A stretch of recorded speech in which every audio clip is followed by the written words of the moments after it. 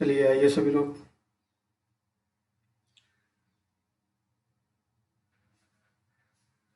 Connect हो जाइए।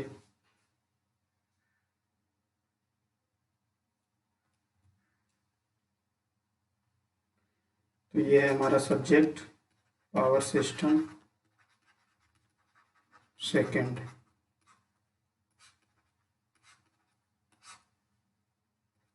आइए आइए, good morning good morning good morning सभी लोगों को।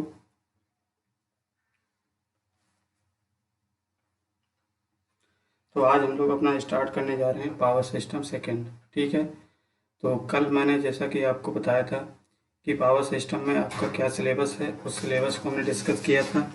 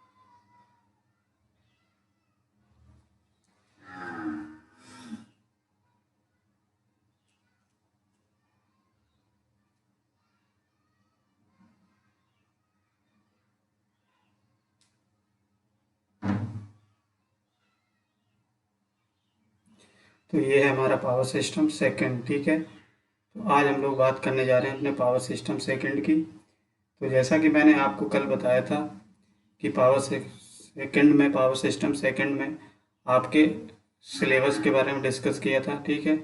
और इस सिलेबस में हमने बताया था कि आपका पहला जो चैप्टर है वो फॉल्ट एनालिसिस का है। पहला जो आपका यूनिट है, यूनिट कह सकते हो या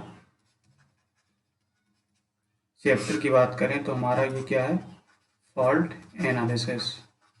ठीक है। तो फॉल्ट एनालिसिस में हम लोग देखते हैं कि फॉल्ट क्या होता है, फॉल्ट को रिड्यूस करने के क्या मेथड्स होते हैं। तो ये सारी चीज़ें हम लोग समझते हैं। ठीक है। तो जो लोग पहली बार हैं, सबसे पहले चैनल को सब्सक्राइब कर लें, उसके बाद हम लोग स्टार्ट करते हैं। ठीक है। चलिए आइए सभी लोग कनेक्ट हो जाइए। तो ये है हमारी यूनिट फर्स्ट, यानी कि फॉल्ट एनालिसिस। अब देखिए, जब भी हम लोग बात कर लेते हैं, समझ लेते हैं फॉल्ट एनालिसिस, सबसे पहले तो दिमाग में आनी चाहिए कि फॉल्ट एनालिसिस क्या होता है, यानी कि फॉल्ट क्या होता है। फॉल्ट एनालिसिस की हमको ज़रूरत क्यों पड़ी, वाई फॉल्ट एनालिसिस कर रहे हैं, क्यों हम लोग फॉल्ट एनालिसिस करते हैं। ठीक है। फॉल्ट क्या है, ठीक है, व्हाट इज़ फॉल्ट, ये क्या है और क्यों हम इसका एनालिसिस करते हैं। तो ये चीज़ पहले हम लोग समझ लेते हैं। ठीक है। तो देखिए, जब भी हम लोग बात करते हैं फॉल्ट की, ठीक है, तो फॉल्ट का मतलब आपके दिमाग में सबसे पहले चीज़ तो यही आती होगी, यानी कि फॉल्ट होने का मतलब क्या है, आपके सबसे पहले तो दिमाग में यह चीज़ आती होगी कि किसी भी चीज़ का फेल हो जाना। ठीक है।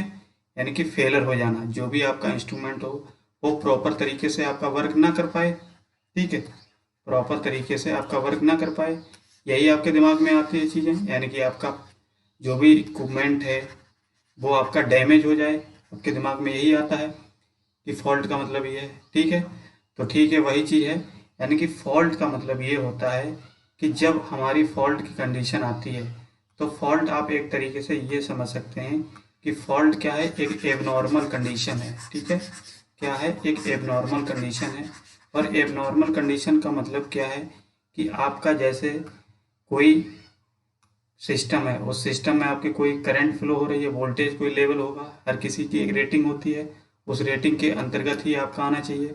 बट ये फॉल्ट का मतलब क्या है कि उस केस में आपका क्या होगा, जैसे ही फॉल्ट होगा तो फॉल्ट के केस में आपका क्या होगा, हैवी आपकी करंट, हैवी जो करंट होगी वो फ्लो होने लगती है और लो वोल्टेज हो जाता है। ठीक है। तो इस केस में हमारा क्या होगा, हैवी फॉल्ट होती है। तो ये हैवी जब फॉल्ट होगी तो हम जानते हैं जो भी इंस्ट्रूमेंट होता है आपका या जो भी इक्विपमेंट होता है तो इन केस वो आपका कुछ ना कुछ रेटिंग पे होता है, डिसाइड किया जाता है कि आपका इस रेटिंग पे उसका वोल्टेज इस रेटिंग का है, करंट इस रेटिंग का है। तो जब उस रेटिंग से आपको ज़्यादा वोल्टेज या करंट आपकी मिल जाती है, ठीक है, तो उस केस में क्या होगा आपका, जाहिर सी बात है इक्विपमेंट कैसा होगा, डैमेज हो जाएगा, होगा कि नहीं होगा, ठीक है। तो इन सब से बचाने के लिए हम लोग क्या करते हैं, इन सारी चीज़ें यानी कि हैवी करंट जो फ्लो होती है या शॉर्ट सर्किट करंट हम कह सकते हैं, जो नॉर्मल करंट जो होती है उस नॉर्मल करंट से कई ज़्यादा हाई करंट आपकी फ्लो हो जाती है, किस केस में, फॉल्ट की केस में, ठीक है। तो इस फॉल्ट की केस में हाई भी करंट जो होती है आपकी हाई करंट होती है, इस हाई करंट को कम करने के लिए हम लोग क्या करते हैं, सर्किट ब्रेकर, सर्किट ब्रेकर, इन सब चीज़ों को आगे चलो डिस्कस करेंगे इसके बारे में।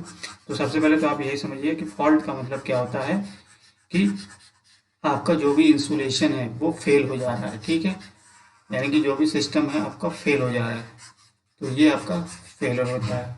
अब बात आती है कि ये फॉल्ट क्यों होता है, कैसे होता है, ठीक है। तो फॉल्ट होने के बहुत सारे रीजंस होते हैं, ठीक है, वो रीजंस हम लोग आगे पढ़ेंगे। तो जैसे फॉल्ट की अगर हम लोग एक एग्जांपल की बात ले लें, जैसे आपने सुना होगा कि फॉल्ट किसकी वजह से हो सकता है, जैसे आपका लाइटनिंग होता है, ठीक है, लाइटनिंग हो जाए, ठीक, लाइटनिंग एक एबनॉर्मल कंडीशन है, एबनॉर्मल कंडीशन हो जाती है, या फ्लैश ओवर हो जाता है, फ्लैश ओवर हो जाता है।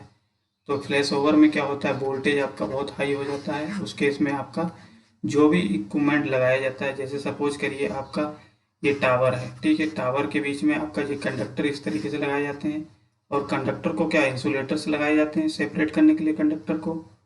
तो इन इंसुलेटर में क्या होता है, ऐसे जैसे ये दो पोल है मान लिया, या टावर है मान लिया, तो ये इंसुलेटर्स लगे हैं इन कंडक्टर को होल्ड करने के लिए, और इन कंडक्टर को सेपरेट करने के लिए ये लगे हैं। अब जैसे सपोज करिए करंट तो आपकी ऐसे फ्लो हो जानी चाहिए थी, लेकिन in case high flash over हो जाएगा तो आपकी करंट क्या होगी, इस कंडक्टर से ना जाकर के कुछ करंट आपकी इस पोल से निकल जाएगी ज़मीन में, ठीक है। तो पोल से ज़मीन में निकल जाएगी, तो इसका मतलब आपका जो इंसुलेटर लगा है वो इंसुलेटर प्रॉपर तरीके से काम नहीं कर रहा है, यानी कि इंसुलेटर आपका डैमेज हो गया है, ठीक है। तो ये आपकी कहलाती है फ्लैश ओवर, यानी कि जो आपका एक तरीके से आपने देखा होगा कि लाइट जैसी निकलती है बहुत सारी, ठीक है, चिंगारी टाइप की, तो जो प्रॉपर तरीके से नहीं हो पाता है, तो वो आपका एक तरीके से कहलाता है फ्लैश ओवर, ठीक है। तो इतनी बात तो आ गई फ्लैश ओवर की। अब हम लोग बात कर लेते हैं कि जैसे एबनॉर्मल कंडीशन हमने बताया कि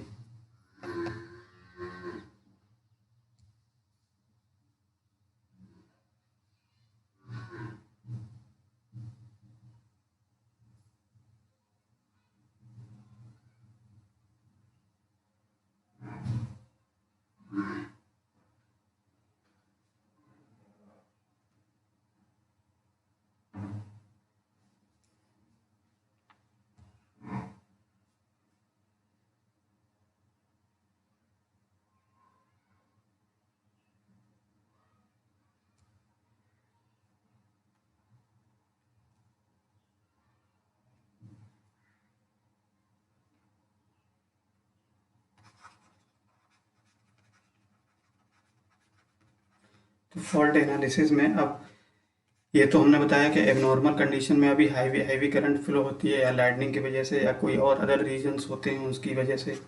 अब हम लोग बात कर लेते हैं कि हम लोग फॉल्ट एनालिसिस जो करते हैं इसका मेन ऑब्जेक्टिव क्या होता है, क्यों हम इस फॉल्ट एनालिसिस को करते हैं, ठीक है। तो मेन ऑब्जेक्टिव इसका ये होता है कि जैसे कि हम जानते हैं कि अगर ये लाइन है मान लिया, ठीक है, ये कोई एक लाइन है, इसमें कहीं पे फॉल्ट हुआ, तो फॉल्ट होने का मतलब या कुछ भी हो सकता है, जैसे फॉल्ट हुआ मान लिया इस पॉइंट पे, तो इस पॉइंट पे हम लोग ये देखते हैं कि फॉल्ट के केस में, यानी कि जब फॉल्ट हुआ है तो उस केस में आपका इस पॉइंट के, यानी कि फॉल्ट की जो लोकेशन है, फॉल्ट की जो लोकेशन है, इस लोकेशन पे कितनी पावर फ्लो हो रही है, ठीक है, कितनी पावर फ्लो हो रही है, ठीक, और कितना फॉल्ट का, यानी कि हम कह सकते हैं फॉल्ट का लेवल है। पावर फ्लो होने का मतलब क्या है, जब फॉल्ट होती है तो उस पॉइंट पे कितनी पावर मैक्सिमम फ्लो हो रही है, उसी को हम लोग क्या बोल देते हैं, फॉल्ट एमवीए। हमेशा आपने सुना होगा फॉल्ट एमवीए, एमवीए सुना कि नहीं। तो फॉल्ट एमवीए का मतलब ही ये होता है कि जब जिस पॉइंट पे आपकी फॉल्ट हो रही है उस पॉइंट पे आपकी मैक्सिमम पावर कितनी फ्लो हो रही है, ठीक है, उस कंडीशन में, फॉल्ट के केस में, ठीक है। तो वही आपकी कहलाती है फॉल्ट एमपीए। इतनी बात हमेशा याद रखना, ठीक है। बहुत लोग पढ़ लेते हैं लेकिन इनका फॉल्ट एमपीए का मतलब नहीं समझ पाते हैं, तो ये चीज़ आप समझ लीजिए, ठीक है। तो ये मेन ऑब्जेक्टिव हमारा क्या होता है, ये चीज़ बताना कि उस पॉइंट पे कितनी हमारी पावर फ्लो हो रही है, किस केस में, जब आपका फॉल्ट होता है, ठीक। इतनी बात समझ में आगे क्यों करते हैं। अब हम जानते हैं कि अगर हमारा ये हमको पता होगा ऑलरेडी कि हमको जब फॉल्ट होगा तो इस फॉल्ट के इतनी रेंज है, तो उस तरीके से हम क्या करेंगे, उस सर्किट ब्रेकर को डिजाइन कर लेंगे, उसी कैपेसिटी का क्या करेंगे, एक सर्किट ब्रेकर भी डिजाइन कर सकते हैं कि नहीं, तो जिससे कि हमारा क्या होगा, वो डैमेज होने से बच जाएगा। तो ये चीज़ होती है हमारा फॉल्ट एनालिसिस करने की मेन ऑब्जेक्टिव या मेन मकसद, ठीक है। इतनी बात समझ में आ गई सभी लोगों की, बताइए। अब बात करते हैं फॉल्ट की। चलिए पहले इतना लिख लीजिए जो हमने आपको समझाया है, ठीक, उसको पहले लिख लीजिए। तो सबसे पहले हेडिंग आपको याद क्या डालेंगे, वो हेडिंग डालिए।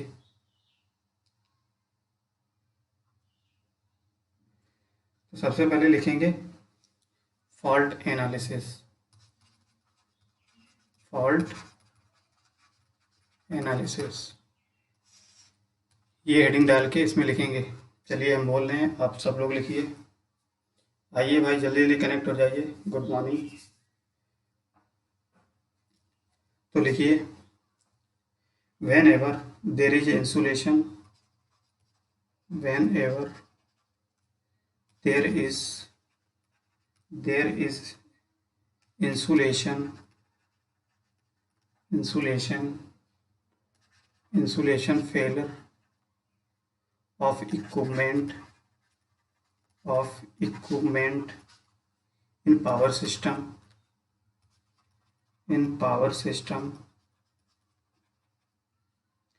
or flash over of the line initiated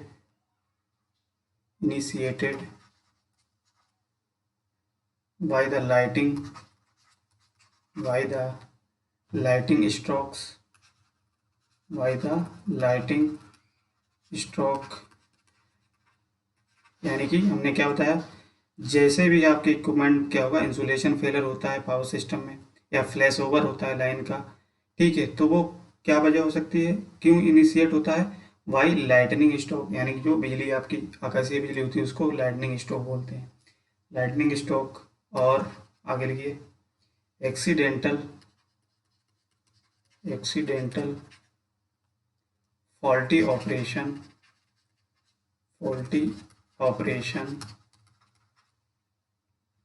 of the system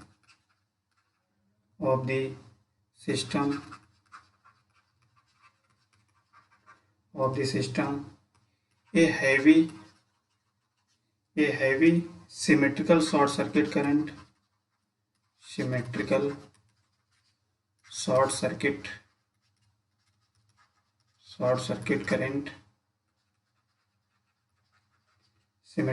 circuit current flows in the system,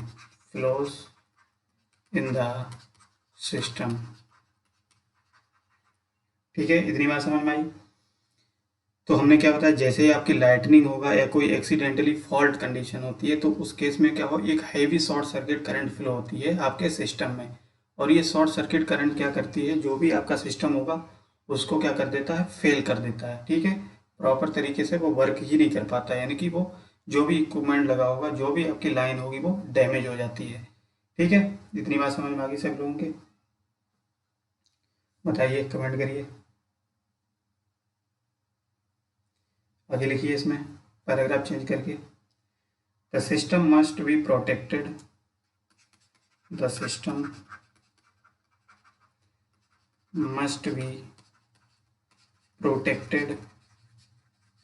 must be protected against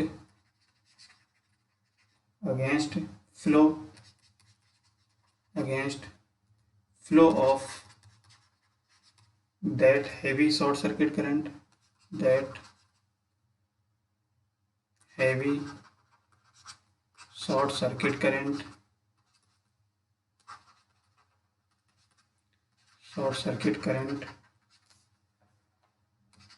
by disconnecting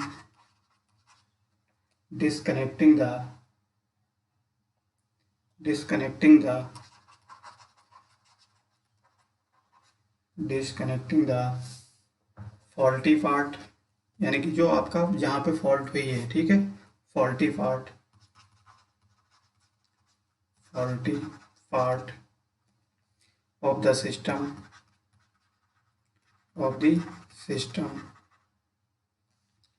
by means of circuit breaker,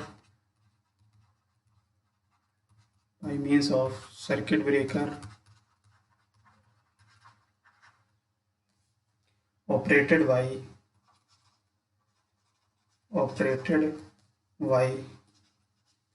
protective relays, ठीक है। यानी कि कहने का मतलब क्या है, जो आपका सर्किट ब्रेकर लगा होगा, तो सर्किट ब्रेकर से ही आपकी रिलेस लगी होती हैं, तो रिलेस जैसे ही ऑपरेट होगा, जैसे एबनॉर्मल कंडीशन हुई, जैसे फॉल्ट हुई, तो रिले क्या काम करती है, जैसा आप पढ़ चुके होंगे, रिले का काम होता है, रिले एक तरीके से संदेश भेजता है, एक सिग्नल देता है सर्किट ब्रेकर को कि हाँ ये हमारा कंडीशन एबनॉर्मल हो गई, यानी कि हैवी करंट फ्लो हो गई, या एबनॉर्मल कंडीशन हो गई, या फॉल्ट कंडीशन आ गई है। तो सिग्नल क्या करता है, ये सर्किट ब्रेकर देता है सर्किट ब्रेकर को, और ये सर्किट ब्रेकर क्या होता है, अपना ऑपरेट हो जाता है, और जो भी आपका जहाँ पे फॉल्ट हुई होती है वो उसको अलग कर देता है, ठीक है, यानी कि सेपरेट कर देता है। तो वही आपको, तो जिस तरीके से हमारा क्या होगा, सिस्टम जो होगा वो डैमेज होने से बच जाता है। तो वही चीज़ हमने आपको इतनी लिखाई है अभी तक। इतनी बात समझ में आई सब लोगों की कि नहीं? आप लिखिए पैराग्राफ चेंज करके, the main objective of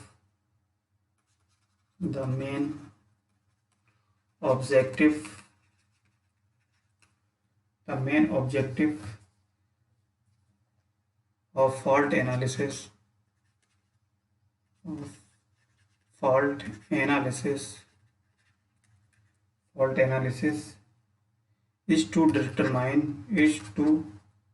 determine the fault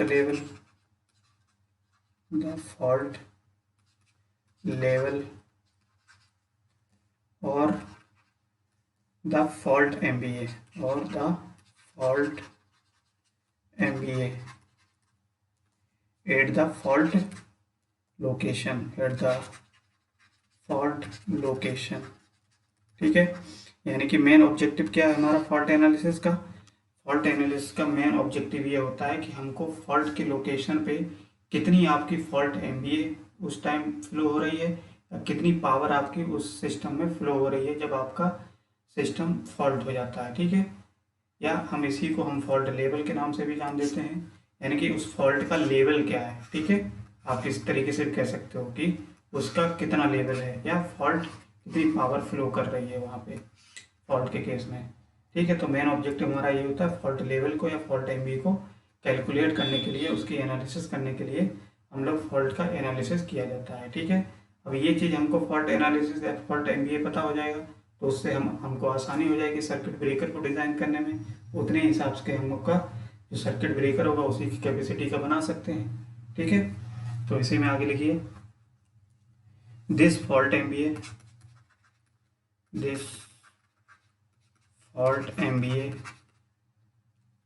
is the breaking capacity of the circuit,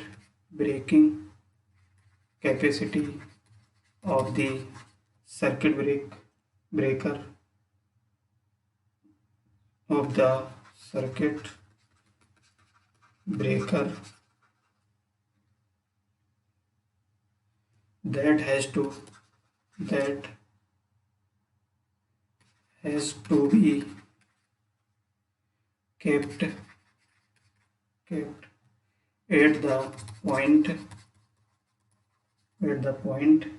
of fault location, ठीक है। नोट कर लीजिए।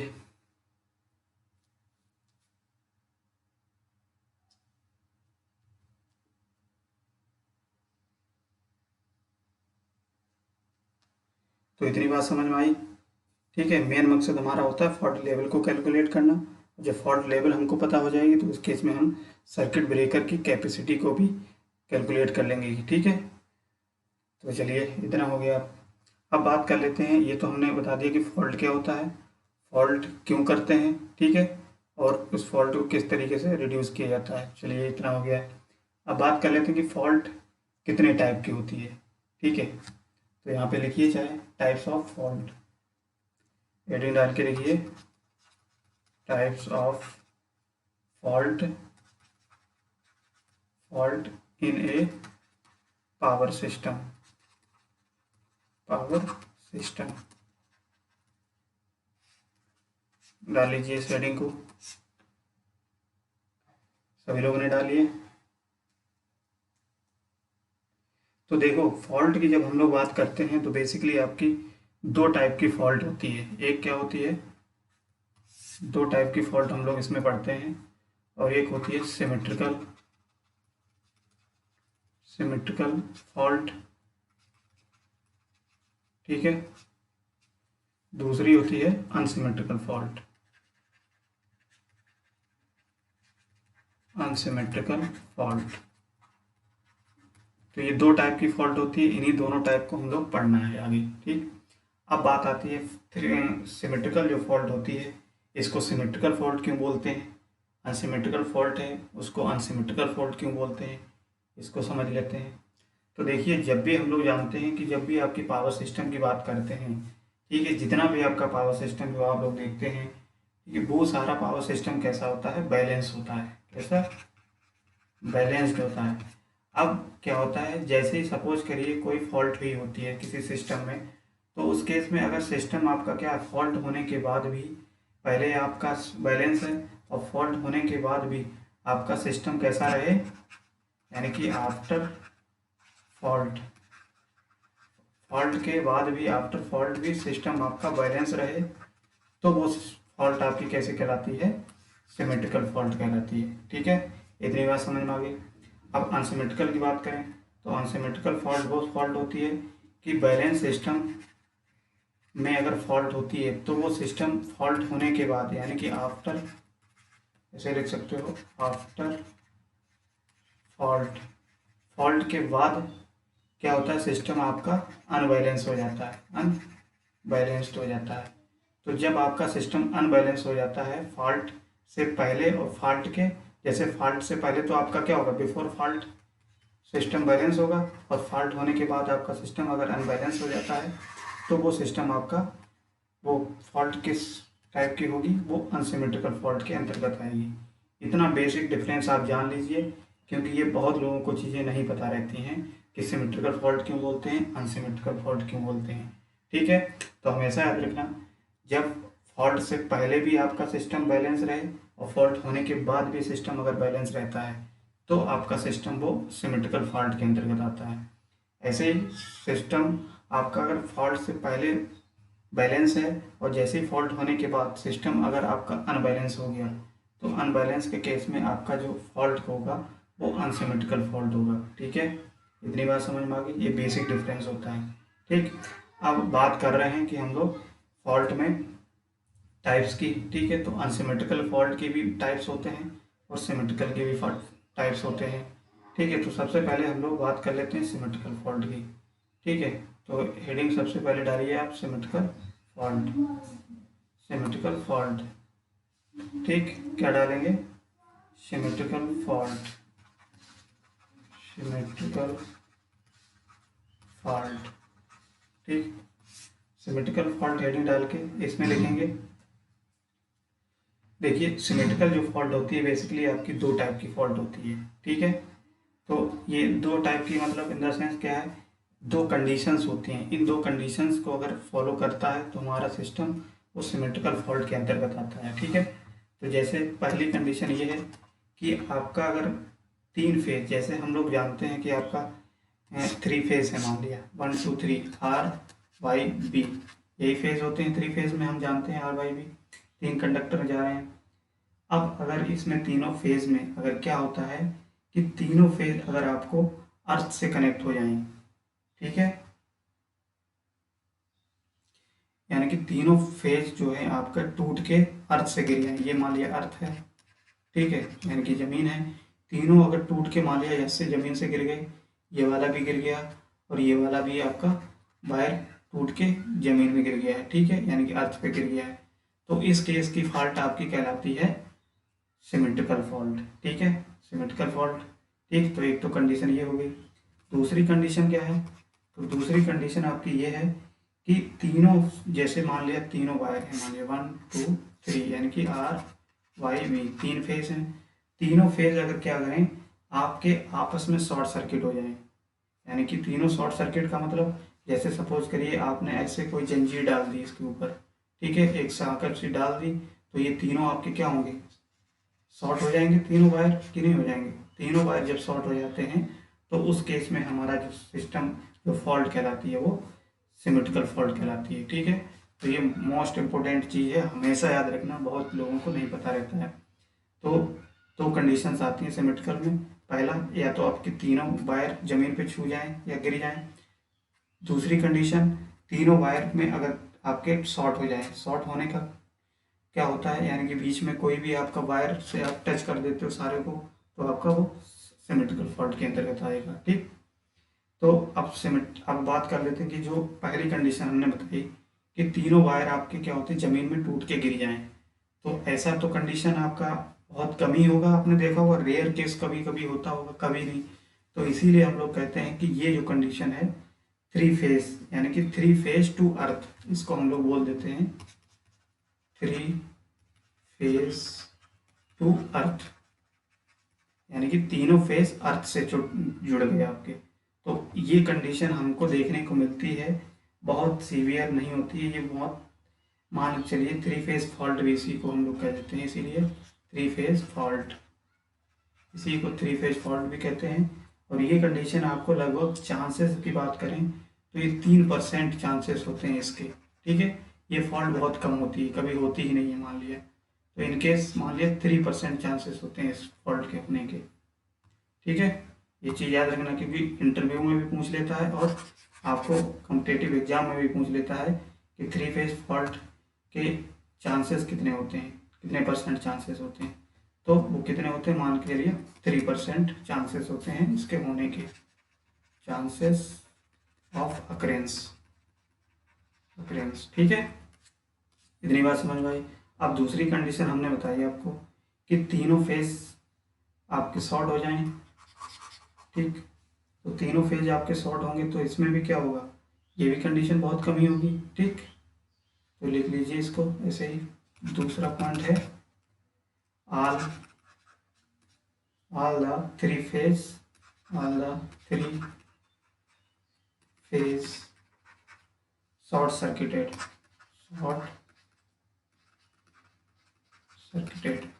ठीक है। तो इतनी बात समझ में आई सब लोगों के। तो सिमेट्रिकल की जब भी बात की जाएगी यही डायग्राम भी बना लीजिए आप, ठीक है, इस तरीके से डायग्राम भी बना लो, ये क्या है, अर्थ से आपके कनेक्ट हो गए, तो ये सिमेट्रिकल होता है, ठीक। बताइए इतनी बात समझ में आई सबके, कोई कंफ्यूजन हो तो कमेंट करिए, फिर इसका हम सॉल्यूशन बताते हैं कि क्या दिक्कत है क्या नहीं, ठीक। तो ये तो हमारी दो टाइप की फॉल्ट होती है सिमेट्रिकल में, एक थ्री फेज टू अर्थ हो जाए और एक all three phase short circuit हो जाए, तब हमारी सिमेट्रिकल फॉल्ट के अंतर्गत आती है, ठीक है। नेक्स्ट हेडिंग डालेंगे अनसिमेट्रिकल फॉल्ट, इतना नोट कर लीजिए सभी लोग।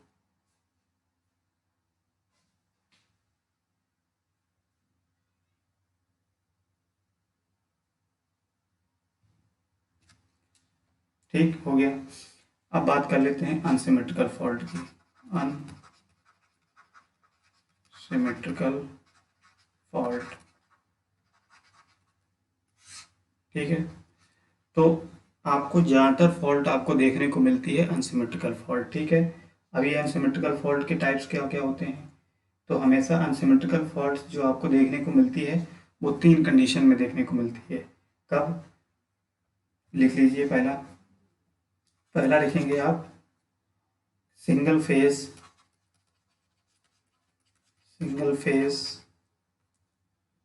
To ground, single phase two ground.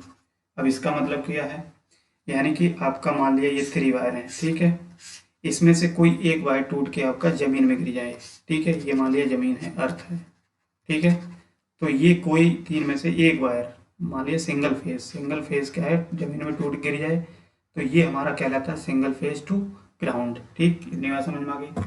अब बात करते हैं इसके चांसेस के। तो सबसे ज़्यादा जो फॉल्ट आपको देखने को मिलती है वो फॉल्ट आपकी यही होती है, सिंगल फेज टू ग्राउंड। ठीक, इसी को हम सिंगल लाइन टू ग्राउंड भी बोलते हैं शॉर्ट में। ठीक, सिंगल लाइन टू ग्राउंड, इसको लिख लीजिए, चाहे सिंगल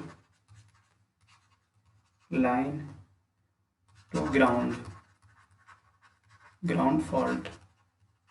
ठीक, तो इसी को अब बात करते हैं इसके चांसेस की। तो इसके चांसेस आप लिख लीजिए 85% चांसेस होते हैं इसी फॉल्ट के चांसेस। तो सबसे ज़्यादा जो फॉल्ट आपको देखने को मिलेगी तो यही आपकी मिलेगी, यानी कि ज़्यादातर होता है जब भी कोई आंधी पानी आता है तो उस केस में क्या होता है, एक बार टूट के ज़मीन से गिर जाता है, तो उसमें क्या होता है, हमारा यही single phase two ground fault कहलाती है वो। ठीक, दूसरी बात पहली हो गई। दूसरा अगर बात करें तो ऐसा भी कभी कभी कंडीशन होता है कि जो 3 वायर हैं आपके, ठीक है, मान लिया 1 2 3, 3 फेस हैं आर वाई वी, अगर इसमें हो सकता है कि आपके 2 वायर टूट के ज़मीन में गिर जाएं, मान लिया ये है ना, ये 3 वायर 2 वायर गिर जाएं, तो हम इसको बोल देते हैं क्या, फेस टू फेस, इसको बोल देते हैं two phase to ground, two phase to phase to ground, two phase to ground fault. ठीक, इसको शॉर्ट में और बोलते हैं LLG, LLG यानी कि line to line ground fault, line to line ground fault. ठीक है, इतनी बात समझ में आई सब लोगों के। अब बात कर लेते हैं कि ये जो फॉल्ट होती है डबल LG का मतलब 2 लाइन आपकी ज़मीन पे टच होगी, तो उस केस में हमारा जो फॉल्ट हो जाएगा LLG फॉल्ट होती है। ठीक है, और इसके अगर चांस की बात करें तो इसके जो होने के चांसेस होते हैं वो 7% चांसेस होते हैं। कितने, 7% चांसेस होते हैं। ठीक, इतनी बात याद रख लेना आप लोग। ठीक, तो ये एक तो ये हो गई कैटेगरी में। थर्ड की अगर बात करें हम लोग तो इतना नोट करिए, चाहे नोट कर लीजिए, फिर और बताते हैं इसमें।